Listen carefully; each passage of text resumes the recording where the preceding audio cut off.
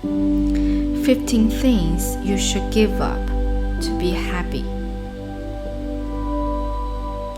When PurposeFairy.com founder posted a list of things to let go in order to be happy, she had no idea that it would go viral, shared more than 1.2 million times and counting. Based on that inspiring post, this heartfelt book gives readers permission to give up.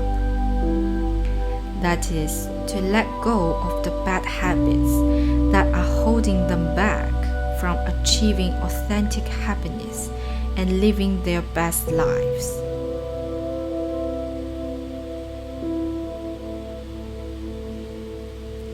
Take a step back to reflect and give yourself permission to let things go.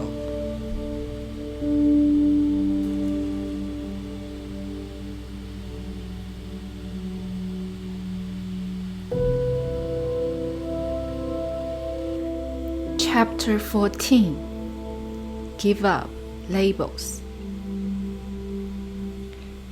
When you don't cover up the world with words and labels, a sense of the miraculous returns to your life that was lost a long time ago when humanity, instead of using thought, became possessed by thought. My story. Before my article, 15 Things You Should Give Up to Be Happy, went viral in April 2012, I was regular ruminator. The author lead person promoted to product development creative lead at my Valley. These labels didn't have a strong charge to them, but after my viral blog post, things changed. Thousands upon thousands of emails, comments, and messages from people all over the world poured into my life.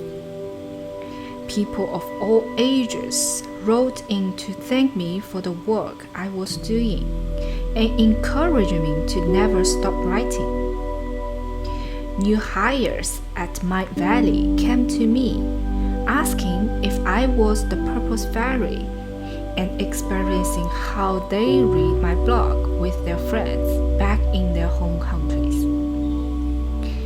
With all that attention, it wasn't long until I started to identify myself with what I was doing. In my mind, I was no longer ruminator, the girl who was working in my Valley. I was now the Purpose Fairy. I was the blogger who had written the most viral personal development article in the history of the internet, whom everyone simply wanted to interview and talk to. The girl who knew what happiness was really all about, and who was wise beyond her years. And that became my label, my new identity, one which now carried a certain image and set of expectations. Soon I felt like I was supposed to embody all the qualities that the Purpose Fairy stood for.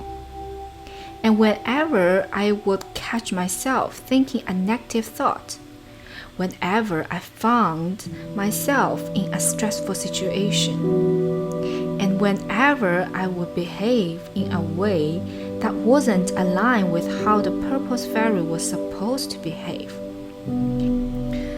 I would immediately try to suppress my improbable feelings and behaviors. I am the Purpose Fairy now. I can't be stressed. I shouldn't think negative thoughts, and I shouldn't have bad days. Purpose Fairy is always happy, and I need to do my best to be happy all the time.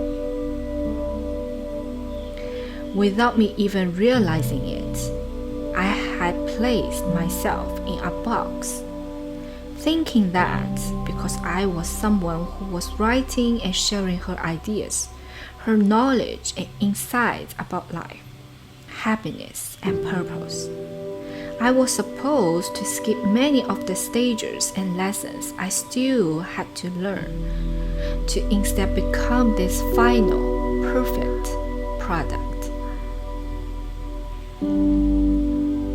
Because I was putting so much pressure on myself, constantly trying to censor and keep myself from thinking, feeling, and from being myself,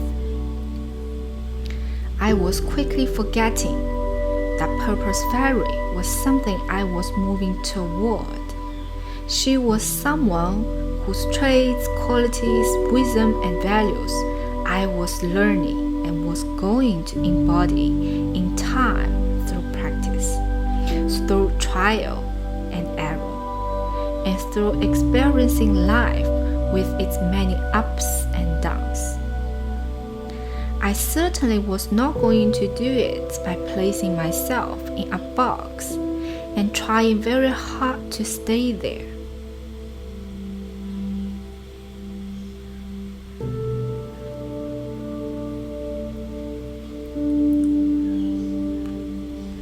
Lessons in letting go. He who stands on tiptoe doesn't stand firm. He who rushes ahead doesn't go far. He who tries to shine dims his own light. He who defines himself can't know who he really is. He who has power over others can empower himself. He who clings to his work will create nothing that endures. If you want to accord with the Tao, just do your job, then let go.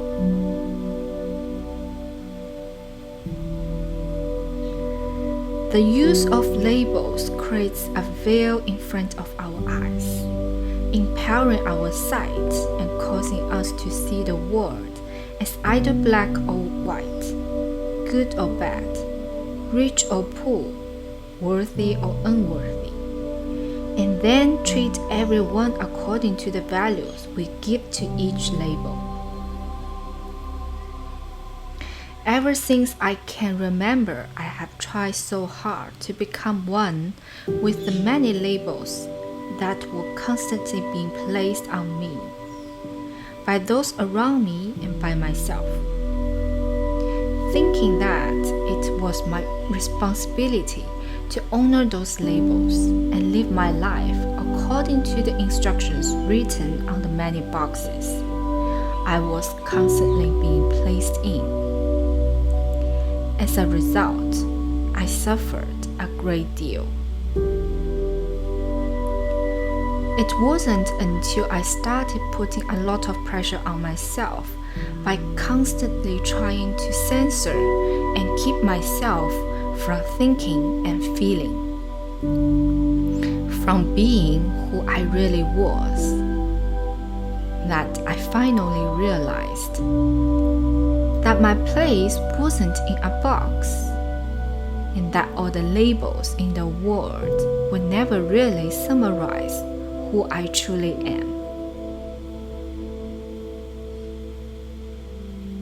So many people identify themselves with their past, their job, their physical appearance, the money they make, the things they have, their social status, their religion, the country they were born in, with a disease they may have, and the many other labels that are constantly being placed on them by themselves or by those around them. And because of that, they fail to realize that these wretched labels and categories have nothing to do with who they truly are. Lillian, my sister's fiancé, understands these truths better than anyone else. When he was 17 years old, he was diagnosed with stage 4 cancer. The doctors told him and his parents that he only had a few months to live. Because he believed the doctor's authority, who knew everything about his health. He gave up on all the ideas he had about who he really was and became a cancer patient instead. For the next 6 months, this was the only label he carried around with him. But one day, through a beautiful and miraculous conversation he had with one of his doctors, he realized that cancer was something he had, not something that he was. And with this simple yet profound realization, he shifted his mindset completely. No longer perceiving himself as a sick person, but rather as a happy, healthy, and positive young man who loved himself and his life. That's what brought him healing. Now, after nearly 7 years, Lilian is cancer-free, enjoying his life and thanking God each day for the miracle he performed through him, but also for opening his eyes and helping him see himself and others for who they truly are, rather than any limiting label that might narrowly define them.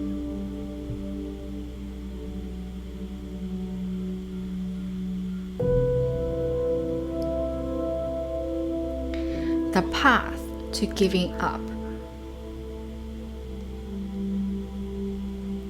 Number 1. Your place is not in a box.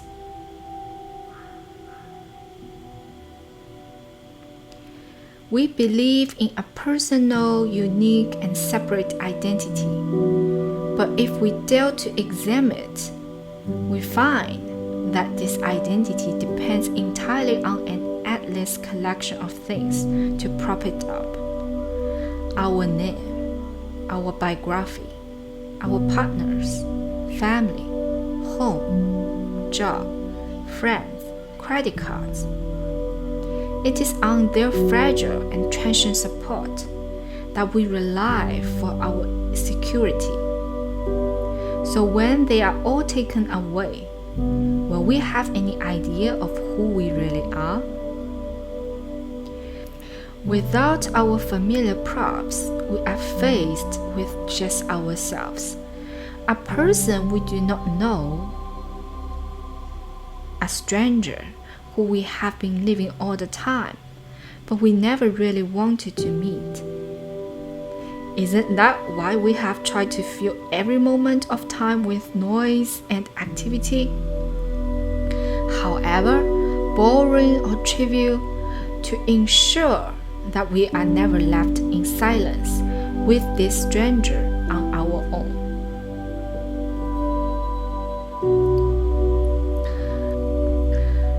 We live in a world where people are constantly defining boundaries, using all kinds of categorical labels to separate themselves from those around them, and thinking that based on the labels each individual carries, they will know how to treat everyone, and they will know who are the people they should associate with, and who are the people they should stay away from.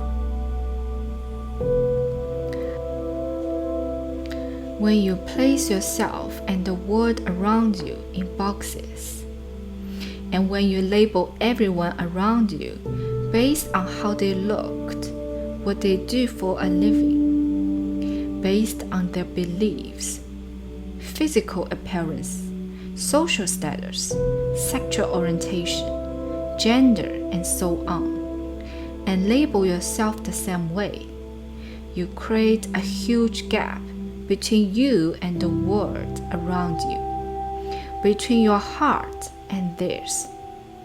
You forget that we are all in this together, and you cease to remember that who we are underneath it all has no color, no race, and no interest in placing everything and everyone into boxes and categories, and then treating them all according to the instructions written on those many boxes. Most of us were raised to believe that labels are meant to help us become more aware of our value and our own worth, and that they are meant to help us differentiate ourselves from those who are different than us, when in fact, these labels don't really say much about who we truly are, since they only define our actions and our interactions, our behaviors and attitudes, and not our true nature. Just as the map is not the territory, so too the labels you place on people don't actually define who they are. People, places, and experiences aren't meant to be labeled and judged. They are meant to be loved and appreciated, since deep down inside, the nature we all share is love, light, and happiness.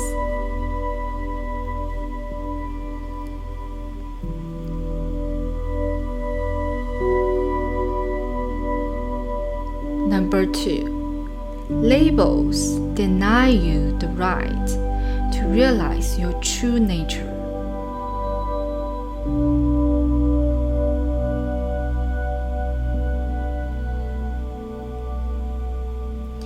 Once you label me, you judge me.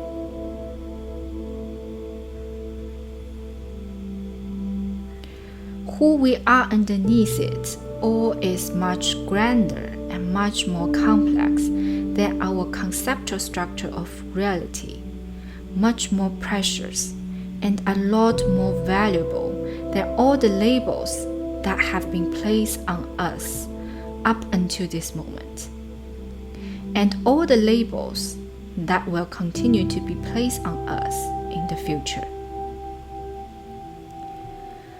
Our true nature is fluid and expansive, constantly growing and constantly expanding. And when we use all kinds of rigid concepts and labels to define ourselves, conforming to restrict ideas of who we are, we deny ourselves the right to realize our true nature. We deny ourselves the right to be the unique, powerful, and loving beings we were born to be. And instead of continuing to be supplied as a newborn child, and instead of remaining soft and flexible like water, we become hard and rigid, living our lives from a place of thought, fear, and limitations, and continuing to perceive ourselves as being more or less valuable than those around us based on the labels we all carry.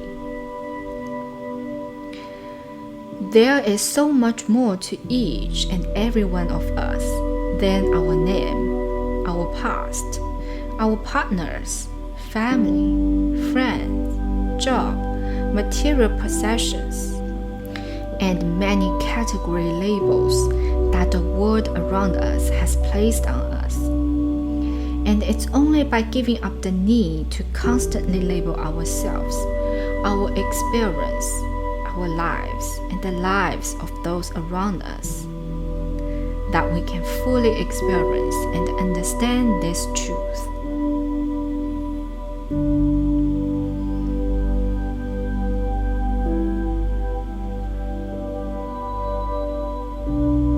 Number 3, focus on the depths more than the surface. Do not hover always on the surface of things.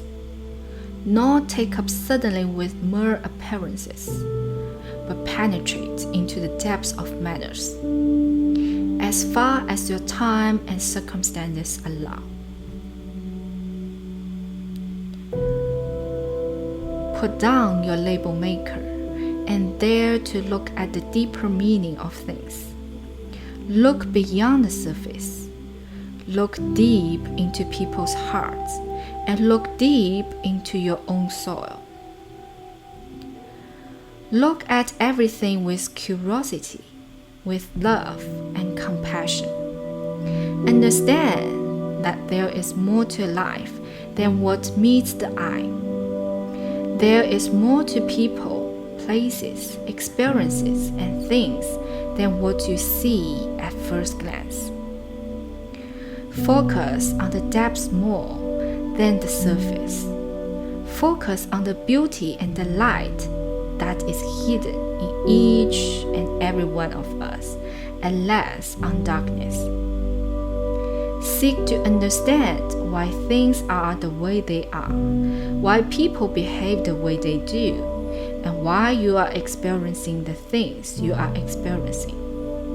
Keep an open mind and try to understand the whole of life, not just one small part of it.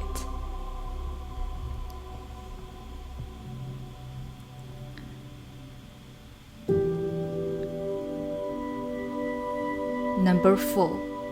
We are all in this together.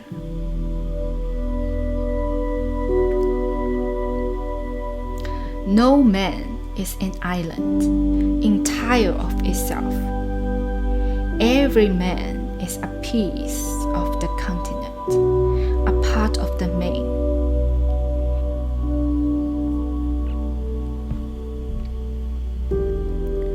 It's true that we live in a world where labels need to be used so that we won't have chaos and madness present all around us. And it's true that many of the labels we use are meant to help us manage and guide our conduct, to navigate the many decisions we have to make, and to contribute to a clear and healthy communication between us. But it's also true that labels are often meant to divide us from one another, creating a false sense of separation between us, causing us to perceive some people as being more important and more valuable than others. We are all in this together. This planet belongs to all of us, and there isn't one human being on this earth who is more deserving than another. We are all equally valuable and equally important, even though some of us might be more knowledgeable than others, and even though some people might lead better and richer lives than others do.